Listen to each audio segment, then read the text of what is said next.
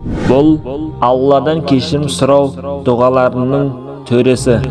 Мына дұғаны оқып, жан тапсырған жаннаттық.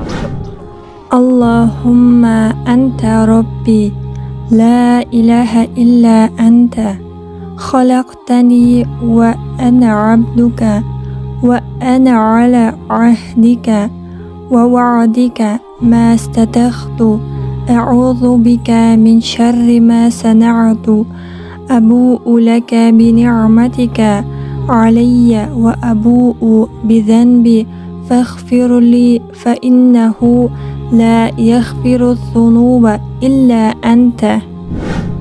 Аудармасы: Я Алла, сен менің Раббымсың. Сенен басқа құлшылыққа лайықты Құдай жоқ. Сен мені жараттың, ал мен сенің құлыңмын.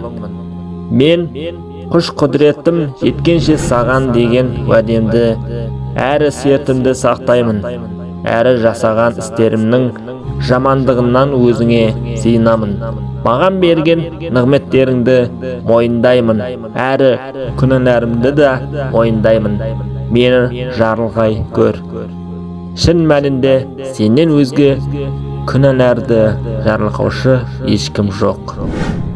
Кім осы сөздерді күндіз қайта-қайта айтатын болса, әрі өзінің айтып жатқан сөздеріне кәміл сенсе, және сол күні кеш батқанға дейін қайтыс болса, сол жаннат тұрғындарының арасында болады.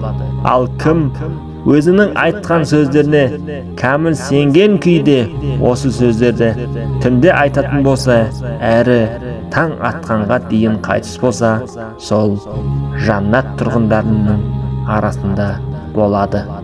Бухари